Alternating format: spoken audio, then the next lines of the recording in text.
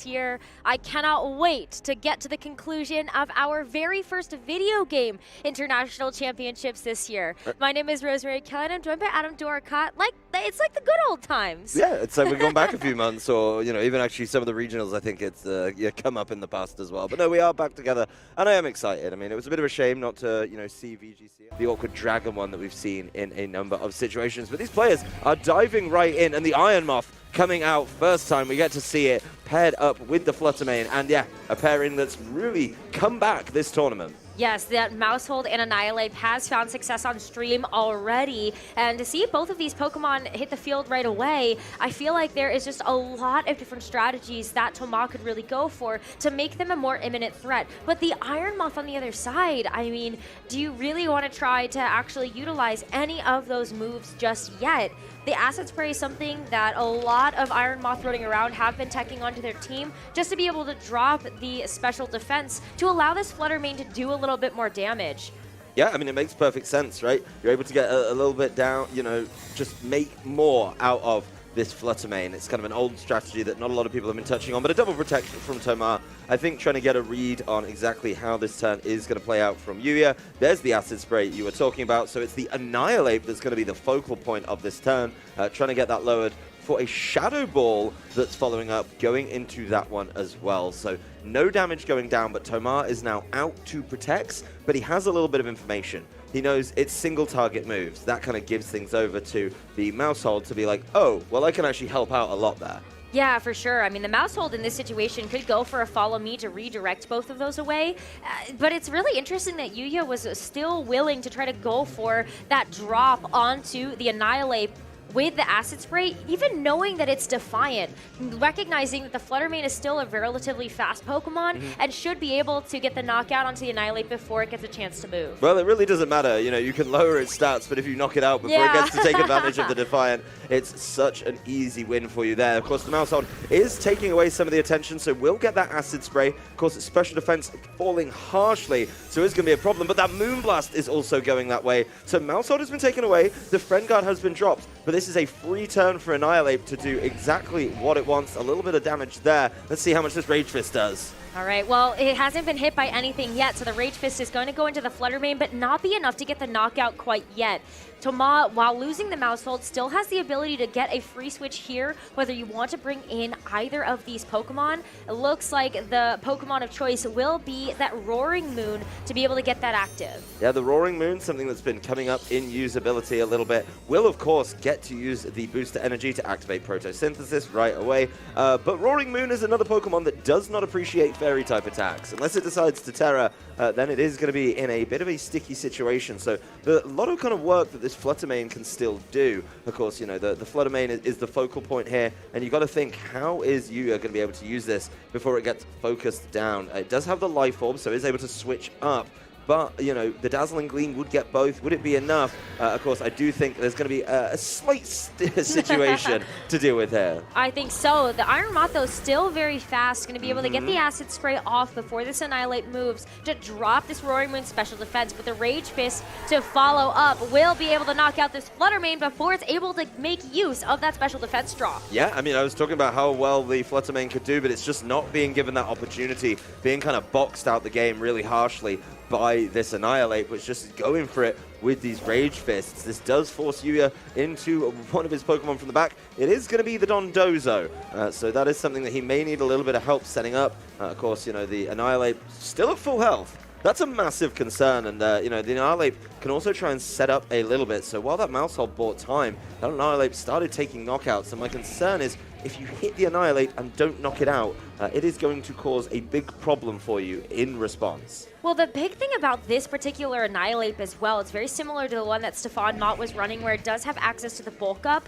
as well as that leftovers healing. So you know that you have the ability to bulk up. You're able to withstand some of these Dondozo attacks, especially because we're seeing the Iron Moth get switched out here in favor of this partner Pokemon in that Tatsugiri. So let's get those Commander boosts activated. Yeah, you're going to need them because these are some pretty offensive threats coming down to try and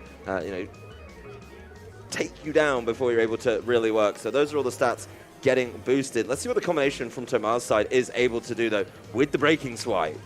Okay, well, the Breaking Swipe is at least spread damage, so while it will miss the Iron Moth, or the Tatsugiri in this case, it will be able to get that attack drop onto this Dondozo, but the Annihilate was targeting down the Iron Moth. Yeah, the Rage Fist going into where the Iron Moth was, and now meaning the Tatsugiri coming in. Big problem there that he's not able to get that damage down, but, you know, the attack going down once again onto this Dondozo, you know, it's sort of trying to help out a little bit there.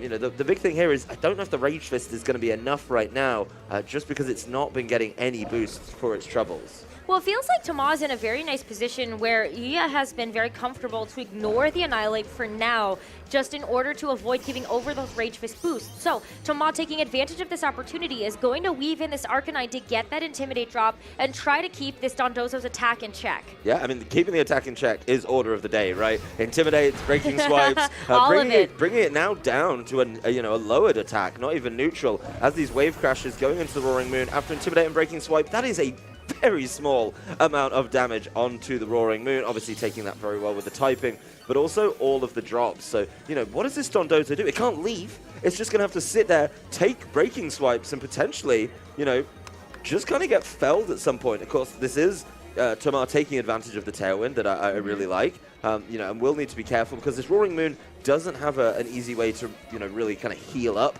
There's nothing on the partner side to help it out either. But at what point are you rendering the Dondozo essentially useless? Another switch means it's probably getting intimidated at some point. Absolutely. Toma is finding the perfect opportunity to cycle through these Intimidates, and the Protect from this Roaring Moon will keep it safe from the Wave Crash going that direction. And Toma as well, in this position, can feel very comfortable to weave in the Annihilate, because even if it gets hit by something, the Dondozo's at -1, and what really is it going to do except give over a Rage Fist boost? Yeah, it's very dangerous here, and this is what I like. The Annihilate is getting ready to close out this game very smartly, weaving in a bulk up. Even better when you consider, you know, there's really not much that you can do. The breaking swipe, though, is just going to keep on going. Oh my goodness. At this point, this Dondozo is at many a negative attack at this point. So let's see how -2 this... stages, I believe. Yeah, so this wave crash isn't even going to be enough to pick up the knockout. All of that work that Toma has been putting in to keep this Dondozo just manageable is really paying off here, and the defense boost on this Annihilate will also help. Well, it's really going to be all about this Annihilate being able to clean up as soon as this Dondozo is finally dealt with.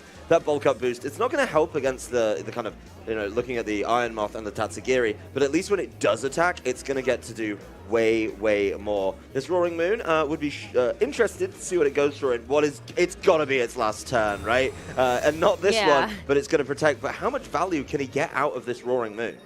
I mean, at this point, Yuya is still not comfortable trying to give over an attack boost to this Annihilate, and even still, Toma just freely continuing to go for these bulk ups, really preparing for the end game situation where this Roaring Moon, it's been doing its job. Just breaking swipes, staying on the field, and really having that longevity. And the Dondozo is just kind of struggling a little bit here, right? Really not able to do much. It's attack down 2, everything else +2. So those commander boosts are still in play, but they're just not that impactful. That is something that, you know, is he going to go for the extra breaking swipe? Is he going to try and just weave that in and just really render this Dondozo useless and basically say to, you know, Yuya, you need a critical hit? Yeah, at this point, I think you just kind of keep it and keep going for the Arcanine, because the number of times this Dondozo's attack has gotten dropped, this Arcanine isn't going to go down to a single wave crash. In fact, I don't know how much it's going to feel the wave crash at all, to be honest with you. Yeah, I mean, it's probably not going to be the worst thing, even though it's a super effective hit. It's sort of more than you expect, but you can see how important those drops are as the recoil comes through. This is a, you know, really bulky Annihilate right now, but you know, it's not going to help it against the Dondozo. No. The Dondozo is unaware of the fact that it's bulking up. It's very unaware. I was like, what is the Annihilate doing? I have no idea. Yeah. I'm just going to sit here and try to go for the wave crashes. At least for Yuya's Dondozo, you still have the ability to try to, you know, draw out this game Toma actually preserving the Roaring Moon is also going to be able to keep another Pokemon in his pocket just in case we get to this end game as we take a look at how the Your Time and Move Time are really starting to go down on both sides. Yeah, I mean, both these trainers have been kind of wiggling around in this board state, just getting little bits of damage down, little bits of drops, a little bit of leftovers recovery, and aren't really able to super capitalize on them. That said, it is finally time to maybe up the ante a little bit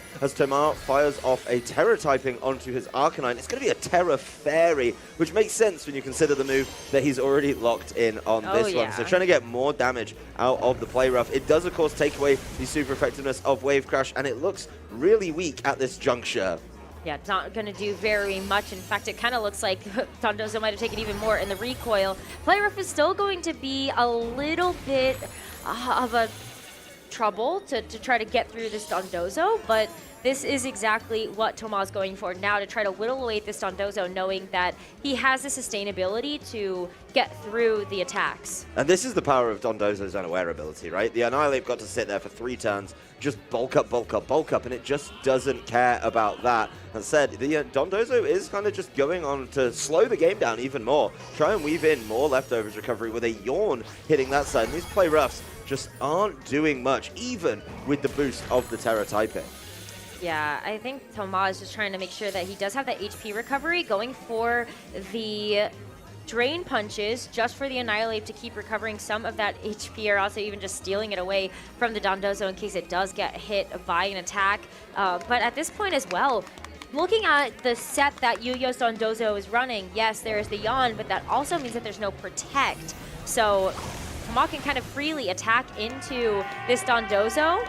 Yeah, I mean, and just try to whittle it away. Yeah, the play roughs keep coming through, though, from this Fairy-type Arcanine. It's a little bit more. We're getting a little bit closer every single time. It's, so close.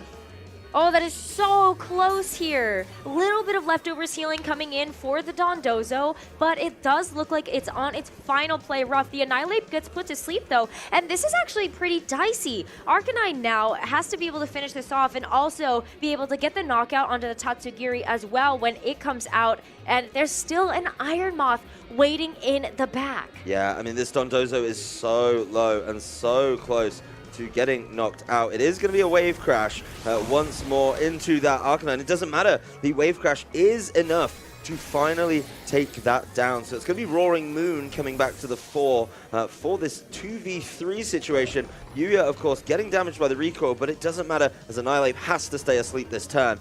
This has been a tough Dondozo to get through. It really has so much bulk here, and there's just no ability for Toma to try to break through that except to be able to mitigate its damage output. And this poor Roaring Moon having to come back into this one on just a sliver of HP. Well, if this goes into the end game, Toma's in trouble. Yeah, this could get really dicey for Toma. He needs Annihilate to wake up. He probably needs to work in a Trick Room as well, right? Because Annihilate, not being the fastest Pokemon on the field, definitely needs to start outspeeding some of these other options. Because Yuya's back Pokemon in the Tatsugiri, well, I say in the back, it's on the field technically, and the Iron Moth are going to be kind of problematic. If you're not able to move first, you're just going to get double targeted down by special attacks, most importantly. So this Tailwind is absolutely essential for Toma to hit, and he needs a wake up, and he needs one soon. There it is! All right, the dynamic speed allows his Annihilate to move first, getting the knockout onto Yuya's Dondozo. And so just like that, we're down to the final 2 Pokemon on either side. You can see Toma going for a little bit of a fist bump there, knowing that that wake up was critical. That's a 1-turn sleep exactly when he needed it. Now, this Annihilate is in the Tailwind. It's super, super fast, and it's nice and strong. It's got 3 boosted stages of attack. 3 boosted stages of defense aren't going to be relevant here against these 2.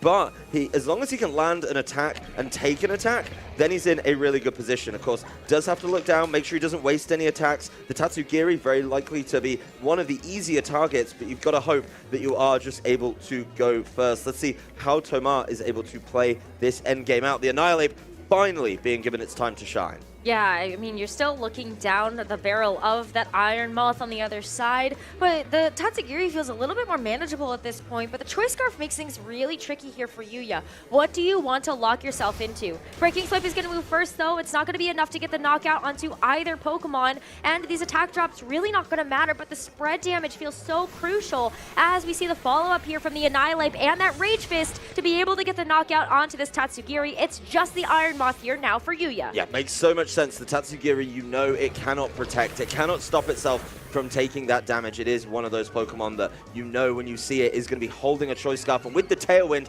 it's more than enough. The Acid Spray goes into Annihilate, and the Annihilate is going to be able to show exactly what it can do in this game. There's the leftover recovery. We finally get to see it because the Annihilate has finally been dropped. But now this is the fastest Pokemon on the field. It's got a bunch of boosts. Any hit into this Iron Moth is going to do it. And that is going to be Yuya throwing in the towel. He tried to slow it down. Tomar worked and worked and worked to get through that Dondozo. And when he finally did, he'd set him up for success. And Tomar made it look so easy as well. When it comes down to this matchup, especially when you're going to be bringing the Mousehold and the Annihilate, and you want to try to set up these bulk ups for the end game, the positioning was so critical on both sides, and Tomar just really found the perfect cycle to get through in order to make sure that the Arcanine was getting the Intimidate drops, the Roaring Moon with the Breaking Swipes. Dondozo just couldn't do enough to be able to stop that from coming its way. Well, the big thing was the Flutter Mane early. That went down so long ago for Yuya that we seem to have forgotten about it, and it just wasn't able to get much value.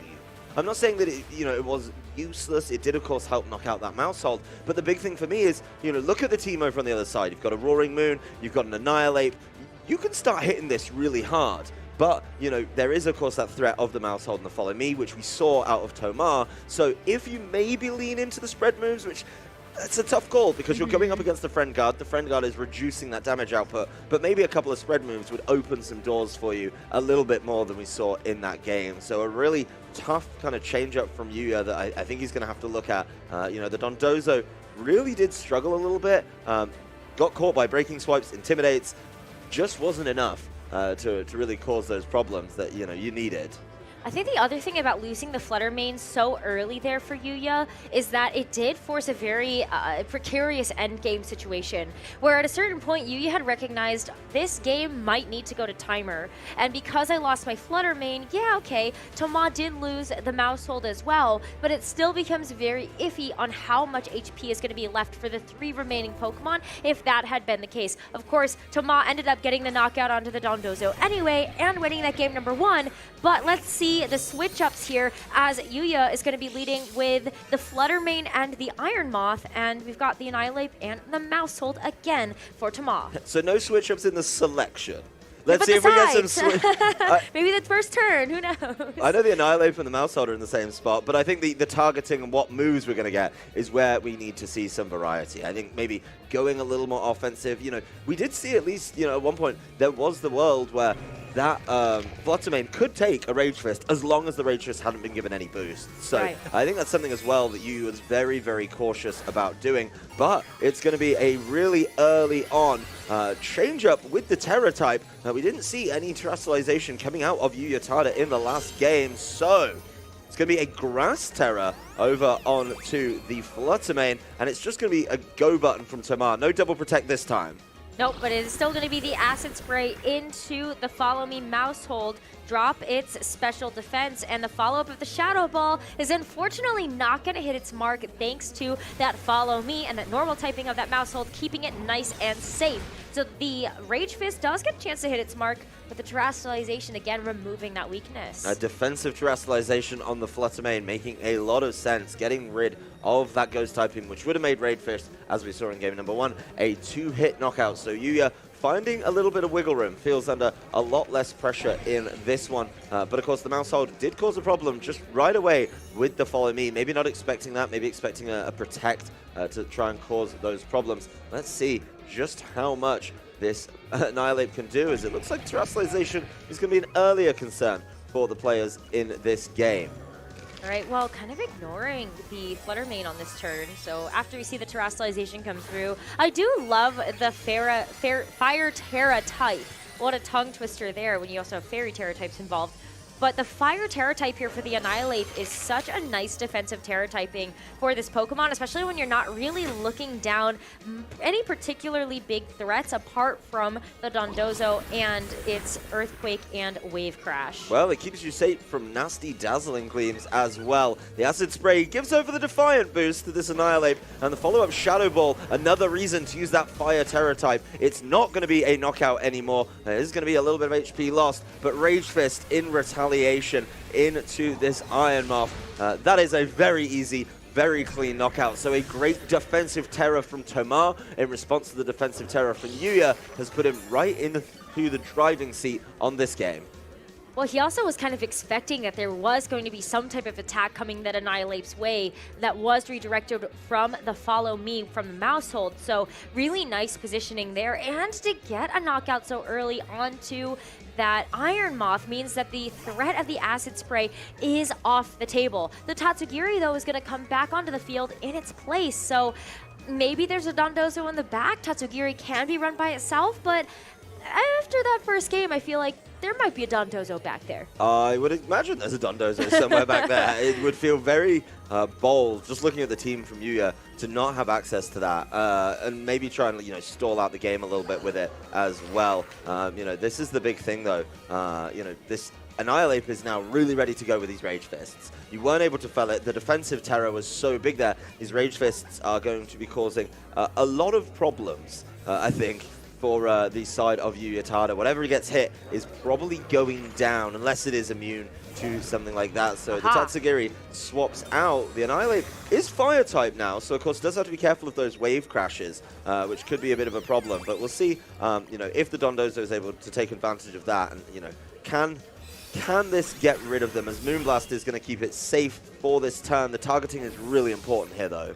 Yeah, so Mousehole did take that Acid Spray a little bit earlier, so really nice follow-up there from the Fluttermane to continue to take advantage of that. And now the Friend Guard being off the table means that this Annihilate is definitely very vulnerable. But a perfect time here for Toma to go back to his tried and true strategy in game number 1 of bringing in this Roaring Moon and still having the pressure there from those breaking swipes to lower the attack stat of this Dondozo. Yep, I mean, Roaring Moon as well, being able to get the Protosynthesis going right away with the booster energy, then you're in the kind of driving seat to use that dynamic speed change and just go, okay, Tailwind, Annihilate's ready to go, Annihilate's really ready to hurt you, let's just start tidying this one up. Because, I mean, the Annihilate's got a long way to go if it comes down to it. That said, I think the Annihilate's definitely on a tighter timer right now. Not going to be able to do as much because that Fire Terra, yes, it saved you earlier in the game, but how many times have we seen this where your Terra type comes back to hurt you a little bit later, as this Dondozo's Wave Crash is going to be really feeling it going into a Fire type.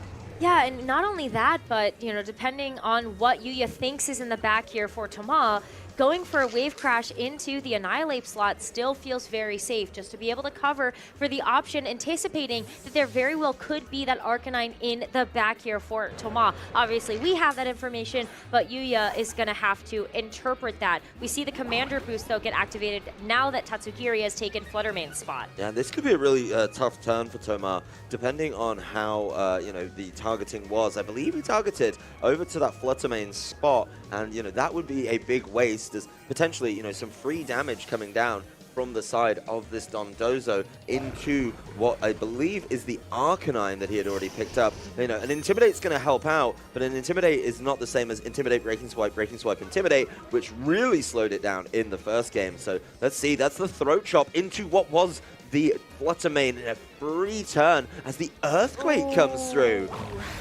Yeah, despite the fact that it looks like Roaring Moon is flying in the air, it is not in fact a flying type. So that will be a good chunk of Earthquake damage going down onto that Pokemon. But at least there's a free Dondozo there. Yeah, I mean, it kind of makes sense, right? The Arcanine, one of those things that loves to come in and try and get the Intimidates down, so that Earthquake's going to hit. The Annihilate was already in the Fire type, so that's also going to hit for super effective damage. Then you've got the Roaring Moon, which is on the ground now, not flying. It's actually the Dark Dragon as well, so you're at least going to get some damage down guaranteed every single time while not hurting your partner. So another switch here, obviously trying to get another Intimidate down. But if he's just going to keep on going with these Earthquakes, he's going to be getting himself in a good position. Yes, Breaking Swipe now means its attack is back to normal, but this is going to start adding up as it's a wave crash instead, just going to guarantee a knockout there on one of the big offensive threats from Toma's side. Yeah, the Annihilate was such a pivotal part of Toma's strategy in that game number 1, but it's been knocked out here. So unable to continue to go for that, but Toma can get the switch of the Arcanine back in, but is the Roaring Moon and Arcanine enough to get through this enormous HP of this Dondozo? Well, I mean, it's got to be doing big damage as well, and that's the problem, right? Is, yeah, now you're down one stage of attack. It's going to be a Breaking Swipe to Intimidates, so the Intimidates bring you to neutral, the kind of extra leaves you back. But if you can't deal with this Dondozo, I don't want to speak it into existence, but you're kind of asking for a, the longer you take dealing with it, you're really going to invite a critical hit to come through from something like the Earthquake or even just a Wave Crash. I mean, the Earthquake would hit them both, but the Wave Crash is guaranteed super effective damage onto the Arcanine. Easy money right there, as that is going to be Dondozo just taking it down. These Breaking Swipes, not enough to hold it back.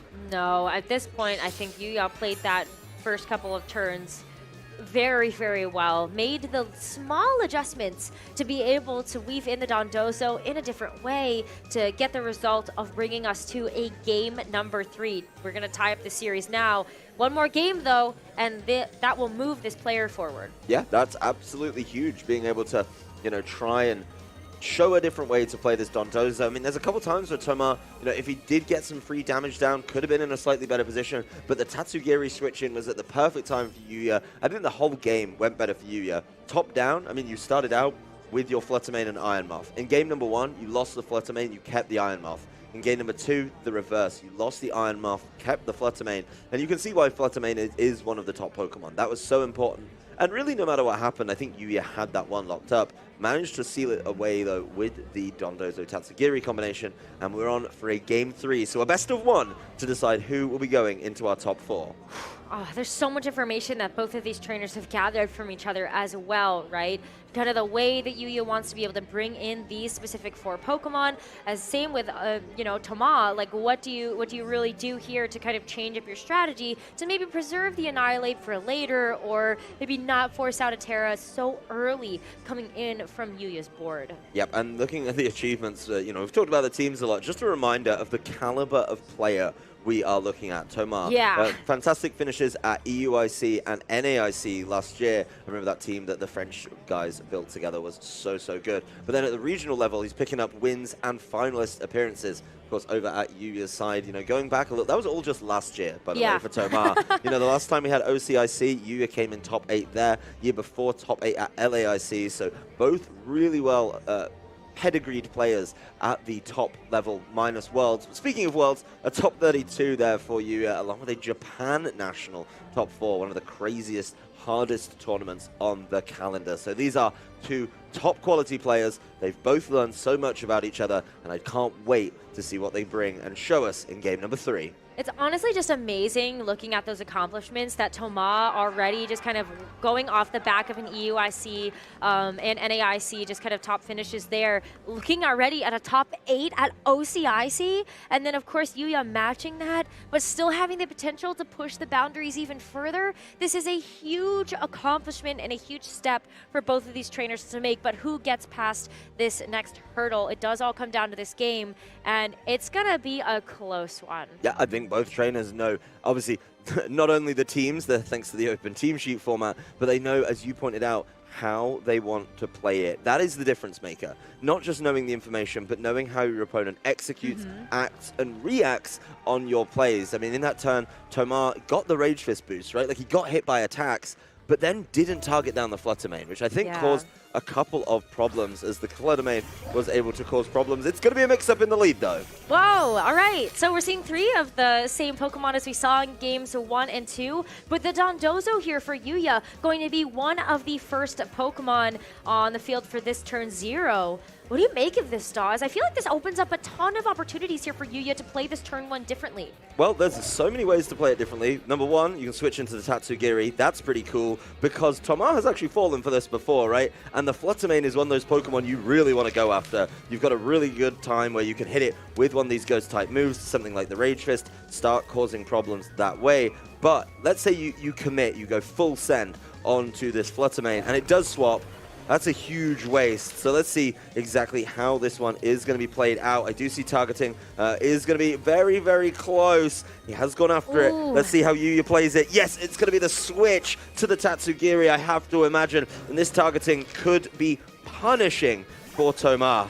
It looks like it might be. I mean, Commander Boost coming through here for the Dondozo, and unfortunately no way to try to keep this attack stat in check on this Dondozo as well.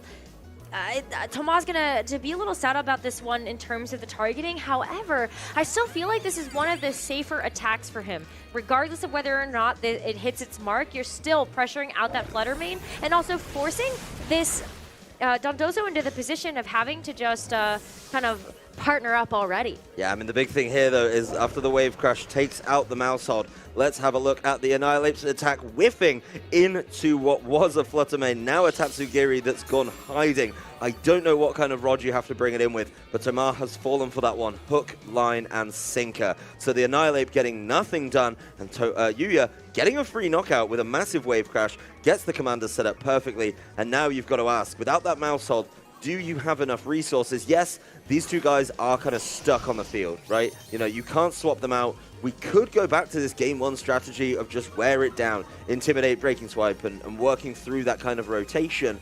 But while you do that, you're just going to start getting hit with wave crashes and earthquakes, and that's not very fun if you're on the other side of the field from the Dondozo. So I do think Yuya is in a really good position. I like that Annihilate is leaving the field here to make way, but you can't really slow down the Dondozo much more outside of the Intimidate. You're still at +1. You need to get in a Breaking Swipe, another Intimidate, and just keep going that way.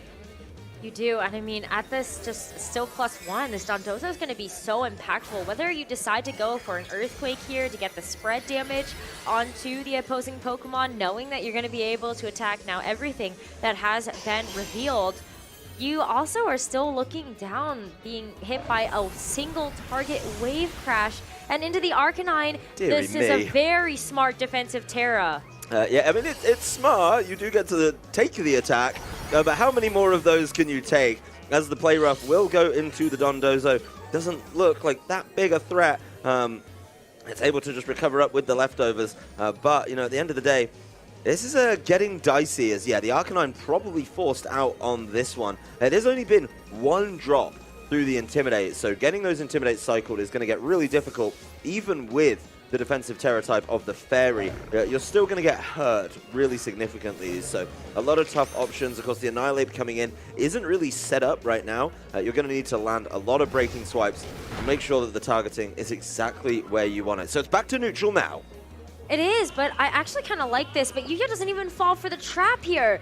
Arcanine looked like such a nice target to keep attacking into because of how low it was, the fact that you would be able to secure a knockout, but there was always the threat of that Annihilate switching back in, and if that Annihilate had been hit, and you are keeping this in check, then hey, maybe, but ooh, a switch here. Well, this is interesting. He doesn't switch out the Pokemon that's been yawned, so this may throw Yuya for a loop, and I think Tomar is trying to get a little bit audacious and see if he can weave in the Arcanine kind of free of charge and able to land something like a Play Rough on it. We're now down a couple of stages of attack. It's going to be two Breaking Swipes, two Intimidates now, so this Dondozo is certainly weakened when it comes to that. But the Wave Crash, yeah, trying to catch the Arcanine on the way in, that's a really good switch for Tomar there, being able to get the Arcanine in free of charge. But bad news, at the end of this turn, Roaring Moon's got to take a nap.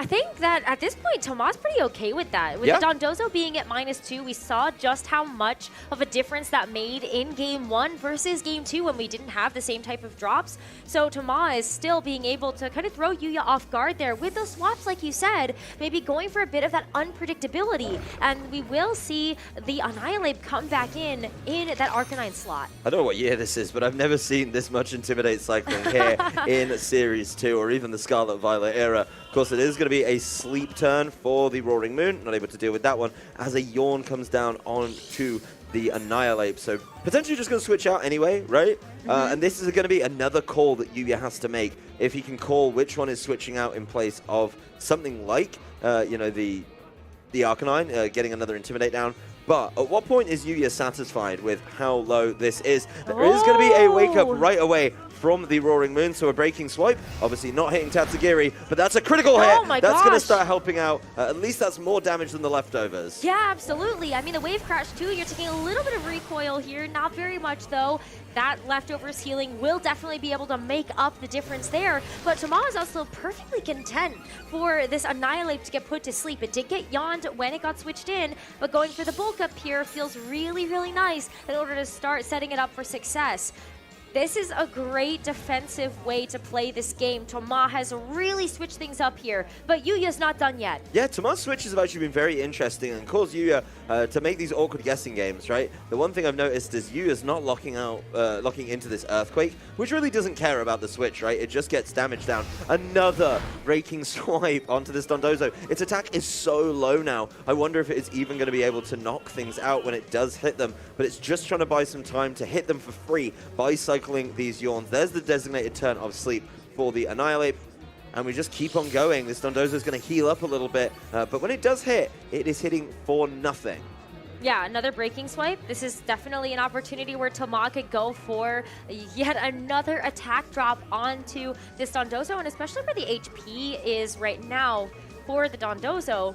You're feeling really safe that you're not going to knock it out, and then give Yuya a little bit more offensive pressure with the Tatsugiri coming back on the board, and maybe that Flutter Mane making a reappearance. And both the Roaring Moon and the Annihilate were still pretty healthy here, so they don't really mind being on the field and asleep nonetheless. Yeah, this is a very little amount of damage coming through. The recoil obviously starting to add up a little bit. The leftovers will help out, but at some point this Dondozo is just going to get knocked out, right? I mean, it's just going to wear itself down with wave crashes, and it's going to get worn down by breaking swipes. It's a long way, and this is slow and steady, I believe, is Tomo's approach to try and win the race to get a knockout here in this game and level up the Pokemon count. We do, of course, have to look at the time, make sure that these players are conscious of it, because there is still a Pokemon advantage on the side of Yuya Tada. He didn't lose the Flutter Mane, and he has that mystery fourth Pokemon. Whatever it could be something to swing the game in his favor. Let's see if Tama's actually able to do anything, as both his Pokemon are asleep right now through those cyclings of yawns. Well, we are going to see the Roaring Moon take a turn to sleep here. Yep. And Dondozo just kind of covering for that, right? Like, maybe we will end up seeing a wake up here. So Yawn would have been really nice to be able to catch that on the Annihilate, but it's still asleep going into the end of this turn. And free recovery for the Dondozo there, right? Yeah, that's true. Does get a little bit of free leftovers recovery, is going to be able to start causing problems that way. You know, the bulk up's coming through. When it wakes up seems to be the play, and it seems to be going back to like that kind of original plan that Tomar executed in game one, where he's looking all the time ahead past this Dondozo. It's pretty hard to look around, but once you get there, you've still got plenty more game to play, and you need to be ready for that time. The bulk ups are going to help out with just easy knockouts, even if the Rage Fist hasn't been activated. So let's see what stays asleep here. Roaring Moon is still going to be there as Heavy Slam finally comes through and does not much.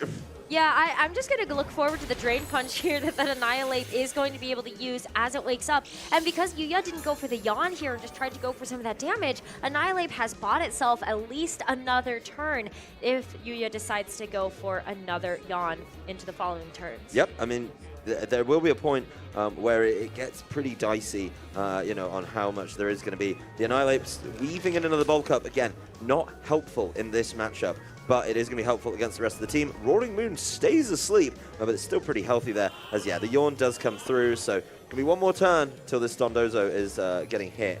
But this bulk up, not relevant against unaware Dondozo, just prepping for that end game. Tamara's thinking so far ahead. Yep. He's still going to work through this Dondozo.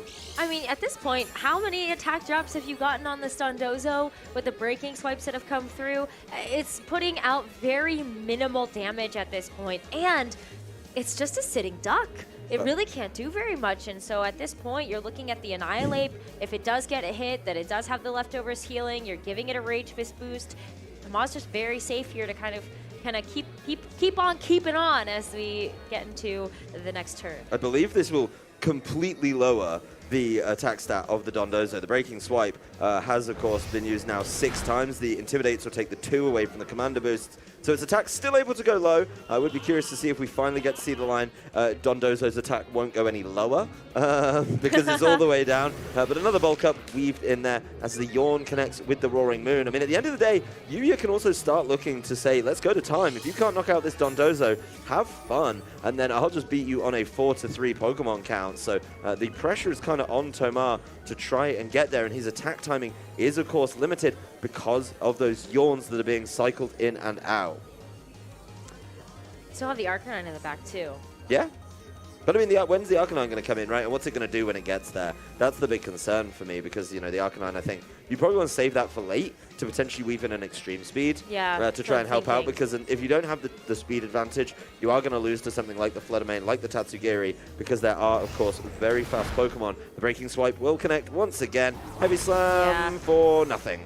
Yeah, there's no pop-up there. It's like the Dondozo stats couldn't be lowered anymore. Well, it's already -6. You don't need to you don't need to tell us. It just moved on to the next thing. Yep. But this is a really interesting position for Tomar to be in. Yes, the Roaring Moon gets put to sleep. And Annihilate here will start to be able to you get a chance to wake up, but do you go for it? Yeah, I was going to say, maybe you start going for the Tailwind here to set up for when you do eventually knock out the Dondozo. Does that give Arcanine a fighting chance to go for a play rough into like the Tatsugiri or the Fluttermane? Absolutely. The Tailwind is absolutely vital, but the problem is, will you get to play the game in the Tailwind?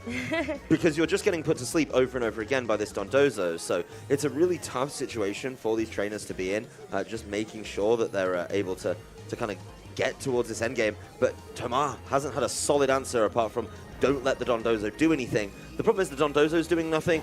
You're doing nothing in return. I mean, it is doing, I believe, 7 damage there on the Heavy Slam, as it's going to be just sleep turns. This game, I hate to say it, is inviting a critical hit to try and come through and change things up quite significantly. A critical hit Drain Punch would probably be the best way to do it. But, you know, the time is ticking down. Look, we're already down to under 3 minutes of your time for Tomar. Yeah, this is going to be a really big couple of turns. Can you knock out the Dondozo and actually put yourself in a winning position? Annihilate at this point has gotten enough of those bulk up boosts that I think you're feeling pretty good about it, especially not that you're super worried about the defense at this point when there is a Fluttermane and a Tatsugiri still available for Yuya, but you're also concerned about what does Yuya have as that 4th and final Pokemon, and what do you really need to prepare for? I feel like Dragonite or Arcanine might be some pretty good shouts here. There's a wake up. It's a Drain Punch. Let's see how much it does. Not very much. So we're going to be trying to weave in plentiful attacks. But, you know, the damage from the Drain Punch is just being recovered by the leftovers, right? There's just no way around that. And I honestly do think that Yuya is potentially just trying to take this game to time. It's not a great way to play the game, but it's certainly a way to play the game. And it's a win condition. Yeah, it's one thing that this Dondozo team, when you don't have an answer that can power through, something like, you know, that Meowscarada, right, with Flower Trick, that's certainly a way. There's got to be a world. The only way Tomar's going to be able to start whittling this down at all is by both Pokemon attacking at once, both Pokemon being awake, and then he's just able to really start to push damage down. But timer is going. Tomar taking actually a surprising amount of time with these move selections, considering he's very limited in what he needs to do. So let's see. No Tailwind yet. Probably just need to Throat Chop and see if you can land some of these critical hits. I think Tomar's just feeling really comfortable that he'll be able to weave in an attack onto the Tatsugiri, especially if he's able to get the knockout here. The Throat Chop's going to do a decent amount of damage, but because Yawn also isn't a sound-based move, funny enough, it is going to be able to land its mark onto the Annihilate. The Drain Punch, though, going to bring this Dondozo down even further. And at this point, you can't Yawn both Pokemon to put them to sleep. That looks like it's one attack away, maybe one Throat Chop away. Maybe Tomar allows this Annihilate to get put to sleep in the effort of taking out this Dondozo. But what's really tricky here is if the Annihilate goes to sleep, let's say you do manage to take down this Dondozo, right? Yeah. Let's say you're able to get that. The Annihilate's going to be asleep, and then you're going to be going up against the back Pokemon, the Tatsugiri, the Fluttermane, and this mystery 4th, while you're asleep. So Tomar, you know, needs to, like I say, he needs to find a turn where both Pokemon are awake and are able to cause problems. Wave Crash heading into the side of the Roaring Moon. There's another concern here that we haven't really talked about. What if we just run out of moves, right? Like, Yeah. At what point are these trainers just unable to play the game? I'm sure that's something that Toma is keeping track of, at least when it comes down to the Dondozo. I do love that we saw the Protect coming through from Toma's Roaring Moon, maybe hoping that it was going to be a Yawn that might be coming its way, but now still Tomas has that threat available. The Throw Chop, though, onto the Dondozo should potentially be enough here, but I really like that Toma is just trying to set up for the eventual last couple of turns end game situation here, as we do see Toma's selection. Yep, and that's going to be the Tailwind coming through. So I think with the Tailwind setup, Toma is banking on actually getting rid of this Dondozo sometime soon and then playing the end game with 1, maybe 2 turns. The problem is, how does he get rid of it on the next turn? It's going to be hard when this Dondozo keeps putting you to sleep. This is absolutely brutal from Yuya, grinding the game to an absolute halt. You need, look at where we are, you need 2 attacks or you need a critical hit to be able to do this. Of course, that is the first turn of sleep for the Annihilate, so could wake up, could start causing problems that way, but you've got to find this awkward turn. This is such a tricky situation because Yuya has just ground this game to a halt, and if you take your foot off the gas, Yuya is going to put it even further out of reach by causing those problems. It is going to be a throat chop, but it's going into the Tatsugiri. Doesn't want to knock it out this turn, it seems. Wants to save it for that turn where both of them are awake, right? Yes, super, super smart here. And unfortunately, you are opening yourself up to critical hits potentially coming your way as well for the amount of time that this game has been going on. But Toma doesn't want to get this Dondozo any closer to the end and is going to allow this Roaring Moon to get put to sleep so he can figure out the timing, right? But look at that, the timer's on the screen. Yep. We are getting to the end of this game number 3 here in this top 8 set. Yeah, we're going to need a knockout. Toma is up against it, right? There's 3 minutes left. He has to knock out this Dondozo in 3 minutes. He needs a wake up. And then, of course, if it's 3-3, think how heavily damaged the Arcanine is. Think how heavily damaged the Roaring Moon is after all these bits of chip damage. Honestly, I think Toma has got to be starting to fish for a critical hit and see if he can just get through all of these concerns. He did get one earlier, but it was on a breaking swipe, which isn't a move that does enough damage. You've got to be locking in moves quickly. Let's see how this one goes, because at the moment, Dondozo has just walled him all game. And Yuya's taking his time. Because he knows, he saw the timer come up, 3 minutes remaining in the game, that's starting to whittle away, and so Yuya will take all of that move time here, as we do see a wake up of the Annihilate, but still not enough with that Drain Punch to be able to get the knockout here. And with the Yawn as well, Toma needs to be able to knock out this Dondozo in the next turn, and also get the wake up with the Roaring Moon to be able to secure 2 knockouts in these next 2 turns. Yeah, I mean, he needs to wake up immediately or score a critical hit. There is that way to do that. It's Drowsy. That is going to be it. Could maybe try and look at the switch at some point, but I just think then you give the Dondozo time to really, get its health back as well. So he's got to start fishing for it. You've got to hope that the Roaring Moon wakes up here as well to get that extra damage down from the Throat Chop. Let's see if he can get it right when he needs it, as the timer's going down and Yuya is playing into that one. He is. This is going to be such a pivotal turn for both of our trainers, and it all comes down to whether or not the wake-up happens here on the Roaring Moon, so that Toma can finally weave in that last attack to get this Dondozo knocked out. It stays asleep. Roaring Moon, it's not going to be able to do its job here, as the Drain Punch isn't enough to get the knockout either. No, it's nowhere close without the critical hit, as the Heavy Slam will come through. 7 damage once again onto this Roaring Moon, but it doesn't matter right now. It's going to be able to recover back up, get a little bit more, and just wait for this, Annihilate to fall asleep. Annihilate not able to take advantage of the bulk up. The Tailwind is dropped, not that it matters at all, and it's just going to be another situation where I really do think the only thing you can fish for right here would be that critical hit, but then you're still in a position, right, where you're still 3-3 and you have a much lower percentage of health overall. So Toma just not getting any kind of help against this Dondozo, which has completely walled out this pairing. I mean, at this point, though, you still have to commend Tomas so much for trying to make sure that the timing of the wake-ups for both of these Pokemon are on point, even targeting into the Tatsugiri slot just to ensure that you didn't knock out the Dondozo and leave your Pokemon vulnerable to what Yuya had in the back. But this is very close. Here's the a wake Roaring up. Moon's going to wake up in the Throat Chop. Here's the final He's got it! chance. He did knock out the Dondozo, but now the Tatsugiri comes back out, and Yuya gets a free switch. Yeah, Yuya gets to bring in something as well, but that is a turn of sleep used up for the Annihilate, so it has the opportunity to finally wake up. That Throat Chop finally getting the job done. It's 3-3 as the timer ticks down, but the Pokemon advantage sits there. The fourth Pokemon is going to be the Iron Moth, and of course, the big boosts that set up on this Annihilate are not going to be enough. You know how low the timer is getting in this game. It really does come down to, is the Annihilate going to have a one-turn wake-up? And can it, if it doesn't wake up,